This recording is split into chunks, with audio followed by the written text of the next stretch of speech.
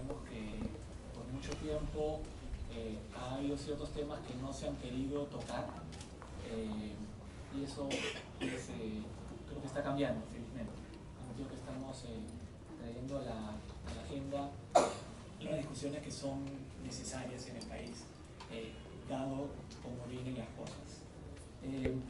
Yo acá les voy a hacer una presentación de unos 20-25 minutos con algunas de las ideas más importantes, más saltantes del plan, y bueno, tendremos luego la discusión. No quisiera dedicarle demasiado tiempo a la presentación únicamente porque me interesa muchísimo también escuchar lo que piensan los panelistas.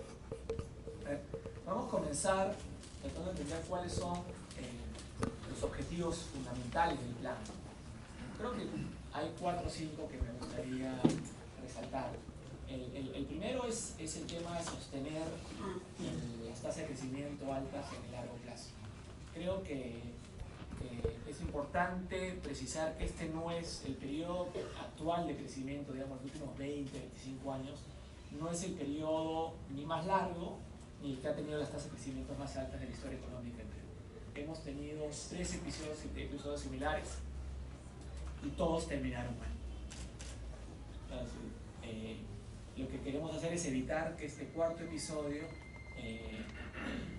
sea uno más. Entonces, lo importante es tener los siguientes 20-25 años de una tasa de crecimiento encima del 6%. Digamos, ¿no? El segundo objetivo del plan es aumentar nuestra generación de empleo formal y de calidad. Creo que el modelo económico actual ha sido bueno en generar crecimiento y bueno en generar empleo, pero menos bueno en generar empleo formal y de calidad, ¿no? Y ahí es una pata coja del modelo actual. En tercer lugar, queremos reducir nuestra dependencia en materias primas. Naturalmente es imposible que el Perú elimine su dependencia, pero sí es importante reducir la volatilidad que imprime la volatilidad internacional sobre la economía peruana. Creo que es importante entender que es muy probable que en los siguientes años los precios de materias primas sean altamente volátiles, porque ahora, además de ser un precio, también son un activo financiero, y eso naturalmente genera mayor volatilidad que en el pasado. El otro tema es acentuar la transformación productiva del país. Creemos que no hay país que haya saltado, digamos, o sobrepasado la trampa de los ingresos medios sin haber transformado productivamente su economía, sofisticando su capacidad exportadora. Entonces estamos en ese objetivo. Y por último, y creo que esto es bastante importante, es generar una visión de largo plazo. Creemos que es muy importante discutir, consensuar.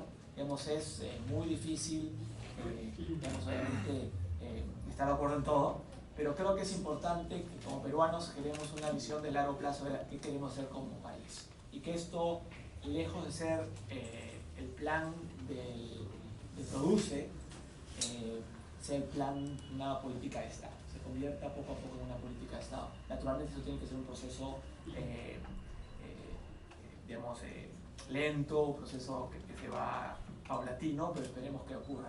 Yo que quería resaltar, ante algunos comentarios, que espero estén disipándose, este no es el plan del PRODUCE, este es el plan del gobierno del presidente Ollanta. El presidente encargó el plan, que era un plan inicialmente un plan de desarrollo industrial, y mi impresión era que tenía sentido ampliar los objetivos del plan hacia otros motores o hacia la diversificación productiva.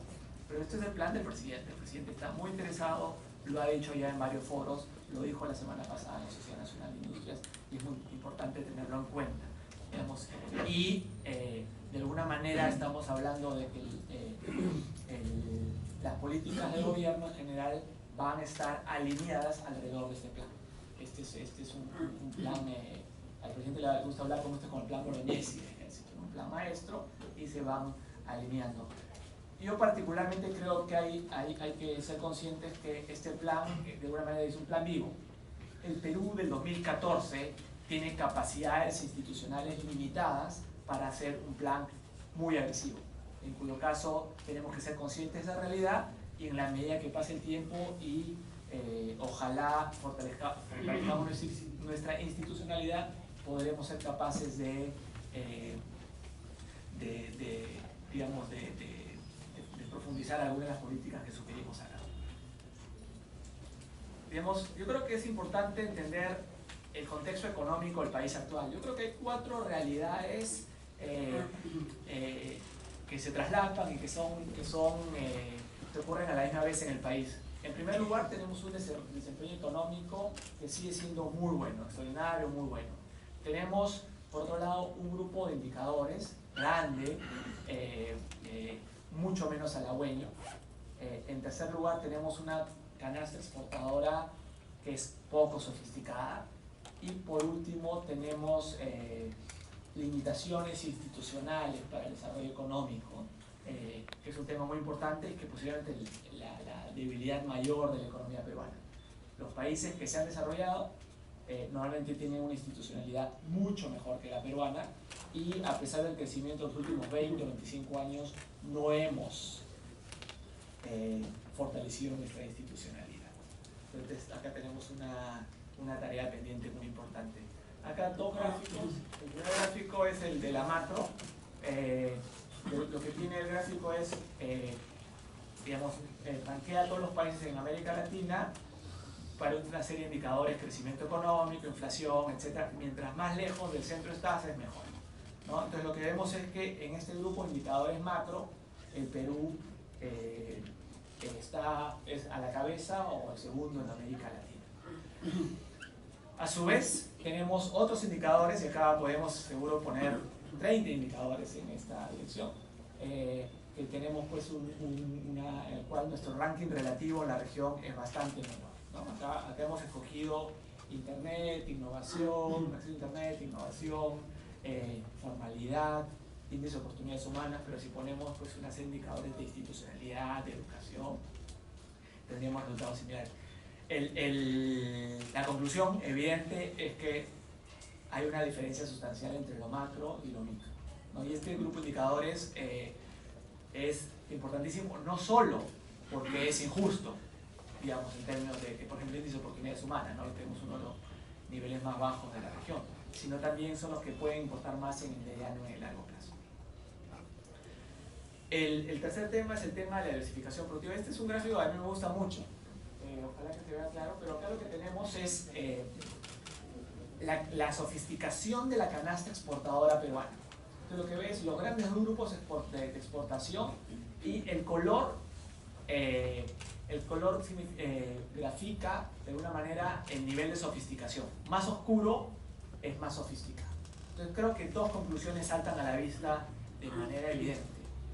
En primer lugar, el hecho que la canasta exportadora peruana más o menos es la misma que hace 30 años. Y creo que si lo llevamos a 50 años sería más o menos la misma. En grandes rubros, dentro de los grandes rubros ha habido cambios, pero en términos de grandes rubros más o menos exportamos lo mismo. Lo segundo es que el nivel de sofisticación de la canasta es bajo relativamente. Y comparemos, por ejemplo, con Corea, ¿no? Pues tenemos lo contrario, digamos, una canasta bastante más oscura, bastante más sofisticada, y que ha venido oscureciéndose con el tiempo. Yo creo que esto no lo hicimos nosotros, esto lo hizo el BID. De alguna manera pone en perspectiva aquellos que de manera sobresimplificada indican que el crecimiento de exportaciones no tradicionales en los últimos años sugiere pues que la canasta exportadora peruana es muy sofisticada, y que indican que tenemos un error de diagnóstico en el modelo, en el plan de diversificación productiva. El otro tema evidente pues es la caída sustancial de los precios de materias primas desde el año 2011, en el cual vemos que pues hubo naturalmente un crecimiento de 6 o 7 veces en la década previa. A partir de 2011 hemos tenido una caída sustancial. Yo creo que acá es importante entender que digamos, la relación o la correlación es de crecimiento de la economía con crecimiento de los precios. Entonces, lo que ha pasado en los últimos 3 años es no solo que los precios han dejado de crecer, sino han empezado a caer. En todo caso, no es, digamos, tenemos un efecto doblemente negativo. Lo que importa no es el nivel de precios con el crecimiento, sino la correlación es el crecimiento de precios con el crecimiento de la economía. Esa es la relación que han encontrado gente como Ernesto Talvi, de la Brookings Institution, el Fondo Monetario. De hecho, el Fondo Monetario sugiere que el Perú es el país en América Latina más afectado por el cambio en la tendencia de precios. Y yo me atrevería a decir que es bastante evidente que va a ser muy difícil que retomemos la tendencia previa al 2011 en términos de precios internacionales, tanto por factores fundamentales como factores técnicos. Yo creía eso y Bruno Seminario me convenció hace un tiempo de que esa visión es correcta. Ahora, el plan de diversificación debería enmarcarse dentro de una visión integral del gobierno. Se está haciendo pues una reforma en la educación, en el sector salud, en servicio civil, se continúa promoviendo la inversión, hemos trabajado en política social moderna, no se ha hecho suficiente, pero se va a enfatizar a futuro la eficiencia del gasto público.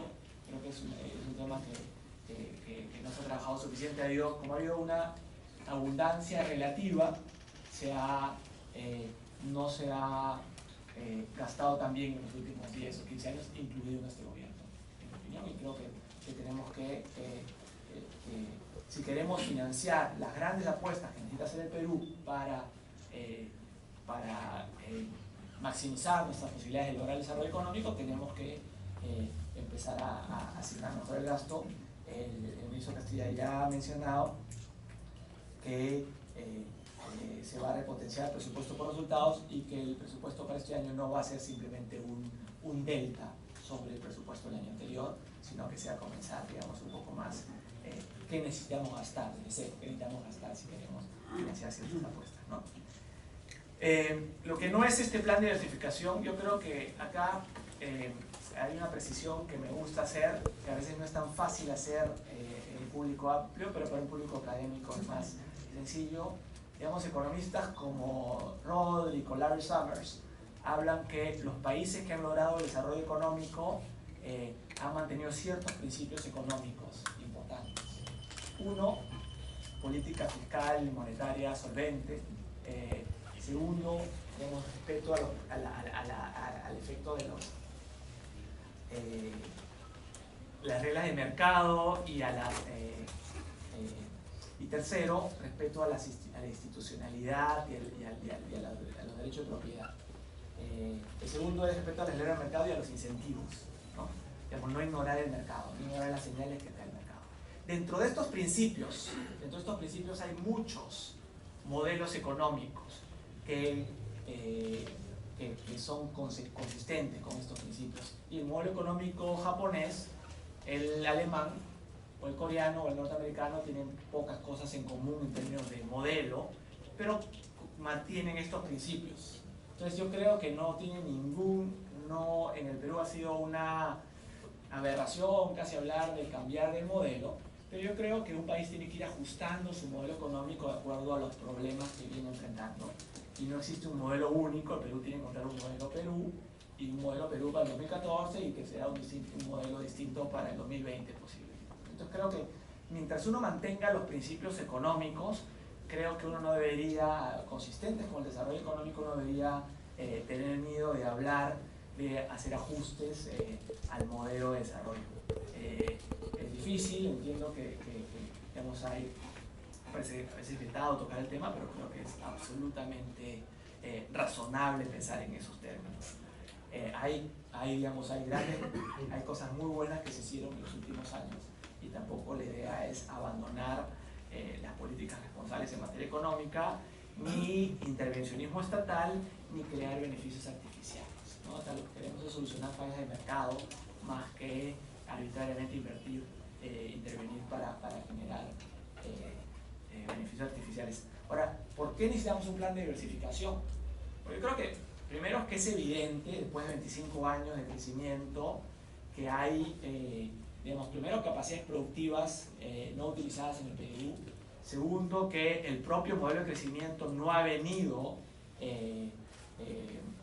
mejorando o solucionando algunos problemas que tenemos y que tenemos hace 25 años, como los problemas en la educación, en la institucionalidad, falta de innovación, etc. Entonces, ya sabemos ahora, a diferencia de hace 20 años, que, o sea, ya estamos convencidos, hace 20 años lo podríamos haber intuido, pero estamos convencidos que el crecimiento solo no soluciona ciertos problemas, y eso requiere un ajuste en las políticas, ¿no?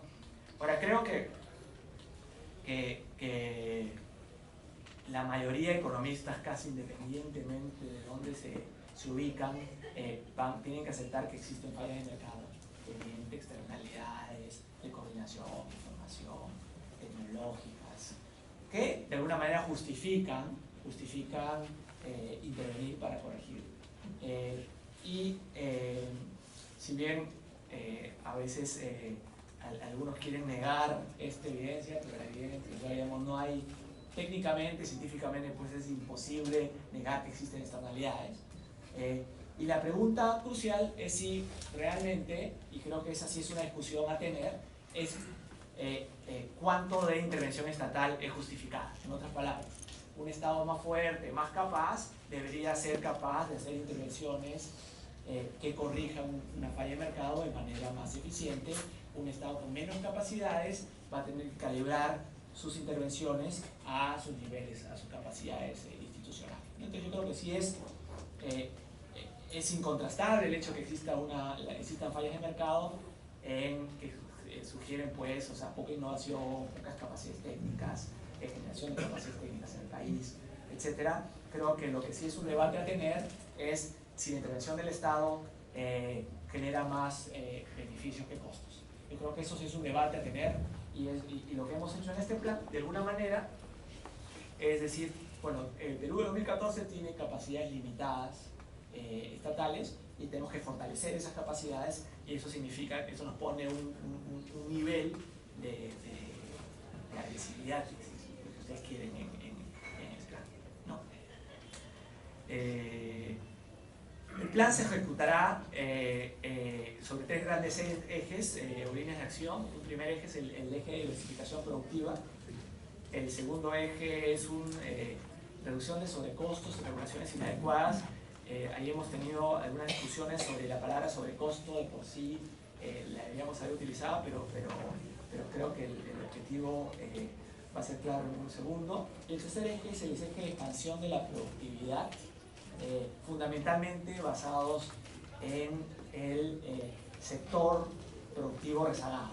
Este es un tercer eje que trata de compensar los problemas de desigualdad productiva en el país, que en última instancia son la causa fundamental del problema de desigualdad en el país.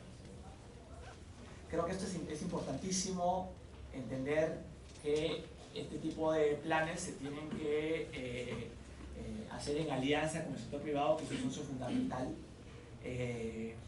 y necesita acentuar los niveles de coordinación intersectorial entre ministerios, que es una debilidad institucional clara del Estado peruano, ¿no? Acá tenemos una serie de elementos institucionales. Creo que acá es importante mencionar que esperamos crear algo que hemos tentativamente llamado el Consejo Nacional de Diversificación Productiva, pero me estoy inclinando a llamarle nombre para que no se confunda con el Consejo Nacional de Competitividad. Lo que vemos acá es una comisión multipartidaria permanente, multisectorial permanente, que permita conversaciones entre sectores, mesas técnicas, etc. Pero no queremos crear una grandísima burocracia, ¿no? Necesitamos que los ejecutores, el FINCIT, FIECOM, vamos a crear el IPECAL, se aprobó la semana pasada en Congreso, digamos, el PD para la creación del Sistema Nacional de Calidad, y bueno, el ITP es un brazo fundamental en la ejecución del plan. Ahí tenemos el ROF del Ministerio de Producción se va a adecuar digamos, para la ejecución del plan. ¿Por qué los tres ejes? Creo que el primer eje tiene como objetivo identificar los motores de crecimiento basado fundamentalmente en sectores potencialmente transables o exportadores. El segundo eje tiene como objetivo un poco reducir lo que es evidentemente ciertas regulaciones inadecuadas que sin proteger en muchos casos al trabajador terminan reduciendo nuestra competitividad privada de manera marcada. Y el tercero, el tercer eje es el eje de expansión de la productividad, que tiene como objetivo compensar la heterogeneidad productiva que existe en el Perú y los instrumentos están más ligados a esa transferencia tecnológica. El primer eje, la diversificación productiva, tiene varias líneas de acción. Una primera línea de acción es cómo nos insertamos a cadenas de valor globales. Creo que tenemos que acá pensar cómo identificamos estos nuevos motores. Acá hay que, digamos, navegar pues aguas medio movidas, ¿no? En primer lugar, no queremos elegir ex ante sectores que sean los nuevos motores, sino queremos tener ex ante ciertos criterios de priorización. Entonces, estos criterios van a estar determinados, en nuestra opinión, por tres grandes, serían tres grandes criterios, ¿no? El primero es identificar cuáles serían las potenciales demandas mundiales, ¿no? Acá quisiéramos, entre otras cosas, hacer estudios de demanda mundial y ver, digamos, cuáles sectores potencialmente mayor crecimiento en el mundo y ver cómo nuestra capacidad productiva nos permitiría insertarnos entre esos sectores, digamos, ¿no? En muchos casos van a ser sectores, digamos, cercanos a lo que ya estamos produciendo, pero podría ser, como ha sido el caso en Chile y en Colombia, en que se identifican sectores que no se estaban, digamos, que fueron sorpresa de alguna manera, ¿no? Y que no eran parte de las capacidades productivas conocidas del país en ese momento. En segundo lugar, creemos que sectores que van a ser priorizados de alguna manera son aquellos que también ayuden a reducir las barreras al crecimiento regional. Un tema que ha sido evidente, digamos, que el Perú hemos pensado mucho, el país de manera macro, de manera sectorial, pero no tanto de manera regional. La economía regional no se ha visto de manera tan acentuada. Entonces, el segundo criterio es empezar a ver cuáles han sido los cuellos de botella que han limitado el crecimiento regional y cuál es la potencialidad. Digamos, en Ucayali puede ser pues que hay poca capacidad de generación de mano de obra, de generación de empleo de calidad, y que el sector forestal o el sector acuícola tienen gran potencial y que podrían ser digamos, sectores que ayuden al crecimiento de la región, ¿no? Entonces, y el tercer criterio de priorización, y en línea con digamos, los trabajos que hacen la gente del CID de Harvard, es empezar a ver sectores que son aledaños o cercanos a lo que ya se produce, ¿no? En la analogía de Ricardo Hausmann, digamos, los monos en la selva saltan a los árboles cercanos, ¿no? Es un poco lo mismo, los países tienden a expandirse normalmente en forma secuencial a sectores afines a lo que ya se está produciendo, ¿no?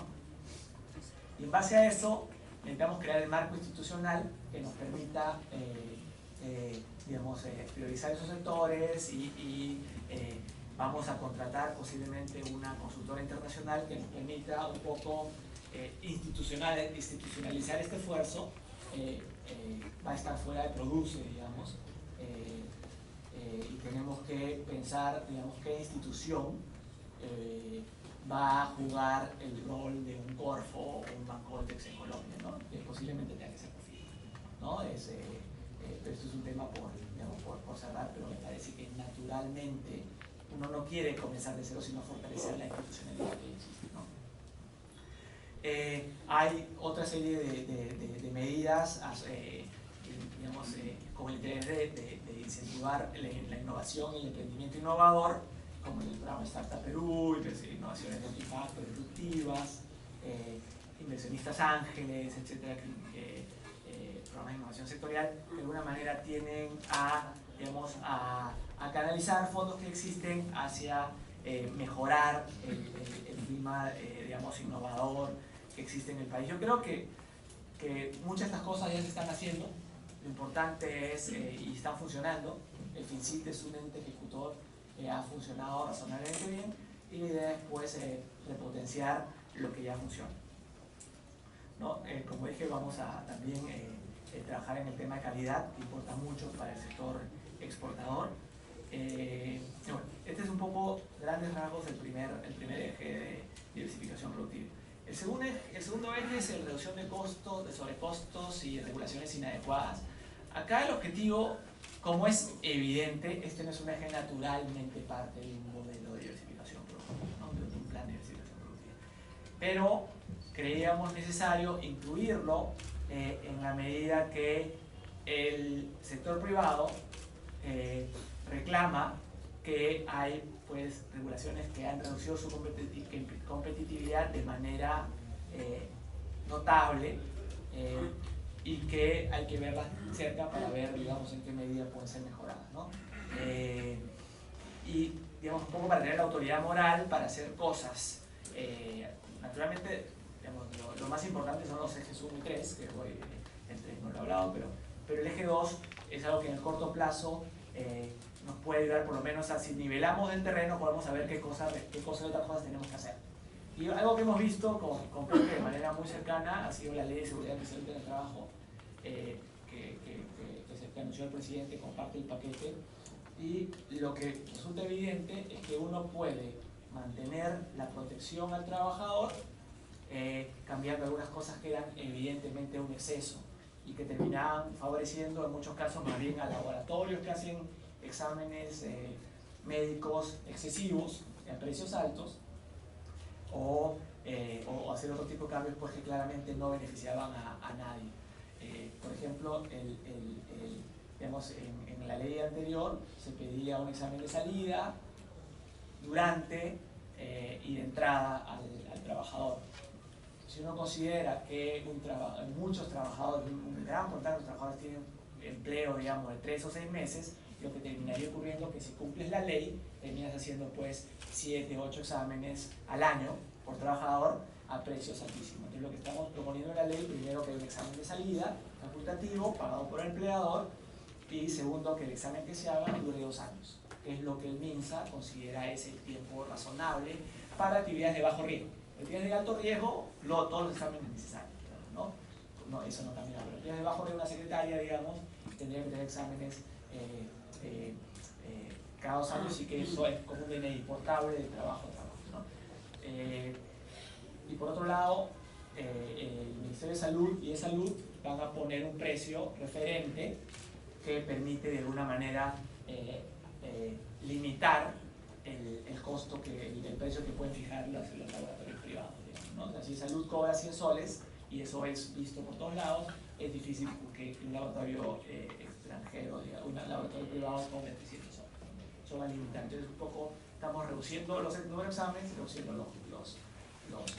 costo de los exámenes. Esto, en nuestra opinión, no cambia, y hay un par de otras medidas. Esto no cambia, digamos, no perjudica a los trabajadores que tienen trabajo. Creo que de alguna manera beneficia a los trabajadores informales o que no tienen trabajo, y beneficia de manera significativa a las empresas. El MEF va a aportar en términos de cubrir algunos de los costos, en términos de la revisión de los riesgos y las capacitaciones, ¿no? Entonces, un poco también el objetivo fundamental es que como país tenemos que proteger a nuestros trabajadores, y de ninguna manera el objetivo de este proyecto de ley debe ser de protegerlos. Tenemos que avanzar como país, con el ambiente, con nuestros trabajadores. Lo que queremos es simplemente que los objetivos se cumplan. Queremos que los instrumentos logren el objetivo fundamental, que es proteger a nuestros trabajadores, y no que simplemente se hagan mal las cosas y terminando pues generando menor competitividad y productividad para nuestro país, ¿no? Ya nos estamos comprometiendo a reducir 50% de los tiempos de los estudios de impacto ambiental en producción y otras cosas, porque creo que digamos, no es este es el eje que le gusta más al sector privado en general. Sí me pasa, ¿no? Cuando vamos a ámbitos más académicos, el eje 1 y el eje 3 es el que más apasiona, al sector privado le gusta más el eje 2, ¿no? Es natural, ¿no? Pero digamos, es el que debería desaparecer en el mediano o largo plazo, porque digamos, en la medida, digamos, es una constante en el país, digamos, que las regulaciones sean buenas, ¿no? que se estudien, que se analicen, se hagan estudios económicos serios y no tenga que ser parte de un plan de diversificación. El tercer eje es el eje de la expansión de la productividad. Acá este grafiquito lo que trata de mostrar es la heterogeneidad productiva que hay en un sector típico del país. Lo que tenemos en el eje X es el nivel de productividad, en el eje Y el número de empresas, y lo que normalmente uno tiene es que hay, digamos, una concentración de empresas, normalmente MIPES pequeñas, informales en muchos casos, que tienen un grandísimo, digamos, un bajísimo nivel de productividad, con pocas ganas de productividad y que emplean a mucha gente, ¿no? Y tenemos más hacia la derecha un grupo muy pequeño de empresas altamente competitivos, innovadoras, ¿no? No tenemos en el Perú tan buenas medidas de productividad y yo creo que cuando algunas de las críticas es que no reconocemos las ganancias de productividad en el país, yo creo que es una mala crítica, porque yo creo que el país ha ganado productividad en promedio, pero medida, digamos, con el residuo solo, digamos, residualmente como medida, porque, digamos, ha aumentado el PBI, digamos, y la A del residuo solo ha aumentado naturalmente, pero no tiene que ver mucho con aumento en capacidades productivas, sino con aumento de demanda, el ingreso medio que ha generado. Pues es como un ejemplo que nos gusta utilizar con Pepe es, si en un restaurante, en un pueblo minero, ¿no? Hay más dinero porque, digamos, hay canos, etc. Digamos, las ventas del restaurante van a aumentar y en la medición del valor bruto de producción, cada mozo, digamos, tiene mayor productividad. Pero eso no es que haya aumentado sus capacidades productivas. Digamos, si caen las ventas, va a caer nuevamente su productividad. Entonces creo que es importante entender que las ganancias de productividad no están bien medidas, pero fundamentalmente, y dentro del promedio puede ser inadecuado, pero fundamentalmente una grandísima heterogeneidad productiva. Hace un par de días estaba en el Acuerdo Nacional presentando el plan y me encantó el comentario del presidente regional de Moquegua. Me dijo, cuando llegué a la presidencia regional, me dijeron que Moquegua tenía pues el PBI per cápita, un PBI per cápita de $15.000, en cuyo caso tenía el PBI per cápita pues no muy lejano a Chile, ¿no? y 2 o 3 veces por encima del promedio del Perú. Ahora, cuando vi los detalles, me di cuenta que había pues el 1.5% de la PEA que participaba en el sector minero, que tenía un PBI per cápita de $200.000, y el 30% de la PEA, que está en el sector agrícola, que tenía un PBI, digamos, agropecuario, que tiene un PBI per cápita de $500, ¿no? Entonces, estamos hablando de 2 países distintos, 2 realidades completamente distintas, ¿no? Entonces, el promedio, el 15.000 no significa nada. ¿Me estás diciendo? ¿5 minutos? Sí, no, ya termino antes de 5 minutos, ¿sabes? Entonces, creo que esto es importante, refleja cómo tenemos que ir más allá de los promedios y trabajar con los, digamos, que acá queremos enfocarnos en la cola y digamos, y en términos digamos, del tipo de medidas, creo que para ir justamente a la cola de productividad hay que trabajar mucho en temas de transferencia tecnológica. Tenemos ya instrumentos, digamos, el ITP, los CITES como brazo ejecutor, que van a ser fundamentales para nosotros, y creemos que tenemos que hacer algo que en el país no ha ocurrido mucho. Digamos, se hacen programas pilotos y se quedan como pilotos, ¿no? A pesar de que funcionen. Entonces creo que es importante pensar que si algo se hace como piloto es para después escalarlo, para que sea macroeconómicamente relevante, no para que sea una buena idea o una historia simpática y contar. Tenemos, acá lo que queremos es tener, digamos, aumentar sustancialmente el financiamiento a los 3 sitios públicos que tenemos y crear potencialmente nuevos sitios públicos y trabajar en alianzas con algunos de los sitios privados que son. Yo creo que esto es para mí fundamental. Y los límites van a estar más determinados por la capacidad de absorción de mayor gasto de los sitios, ¿no? Después tenemos Otros temas en este eje que es apoyo a clusters, el desarrollo de proveedores, que es una forma de ayudar a la formalización del país. Tenemos también, vamos a reglamentar la ley de PITES, de parques industriales tecnológicos. Acá hay un trabajo que hacer bastante con los gobiernos regionales porque muchas cosas no dependen de nosotros, pero por lo menos en términos de reglamentación estamos bastante avanzados. Y bueno, en general, este eje a mí me parece que es fundamental porque en última instancia uno hace todo esto para aumentar la productividad del país, ¿no? O sea, la diversificación productiva de alguna manera tiene como objetivo fundamentalmente aumentar la productividad media del país, no solo la promedio sino la media, ¿no? Que es lo que va a aumentar la calidad de vida de nuestra gente. Acá menciono, dado que ya no me queda mucho, los otros esfuerzos que estamos haciendo entre gobierno, cómo el plan contribuye por lo menos su granito de arena a enfrentar la informalidad. Y acá creo que un tema a resaltar, que no es el eje 2 el que ayudaría más a reducir la informalidad, es el eje 3. En el fondo, lo que hace que un país sea informal está muy relacionado con la productividad. Cuando una empresa es más productiva, tiene más capacidad de aumentar, de pagar los costos formalizados, y se puede generar un círculo virtuoso. Creo que tenemos como tarea pendiente hacer un análisis complejo, sofisticado de la formalidad o de la informalidad, pero es un tema que tenemos que tratar de todas maneras si creemos que el plan, por lo menos marginalmente, debería ayudar en esa dirección, ¿no? Terminando los siguientes pasos, estamos en el proceso de discusión pública.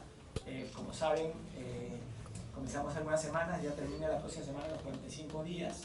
He estado reunido, digamos, en actores políticos, con presidentes regionales, hemos viajado con el sector privado naturalmente. En general hemos tratado de hacer académico, no ha sido tanto, pero bueno, hemos tenido varias discusiones y el website de Produce tiene pues ha estado recogiendo un montón de información y de comentarios, y nuestro objetivo ahora es un poquito tratar de ver qué incorporamos de los comentarios que se han venido haciendo y tratar de, digamos, ajustar el plan y posiblemente tener un nuevo plan en unas 3 semanas, porque, digamos, después del 26 necesitamos pues un par de semanas para escribir, y con un documento adjunto que sea, digamos, una respuesta a por qué ciertos comentarios sí que estamos incorporando en el plan y por qué otros no los estamos incorporando, ¿no?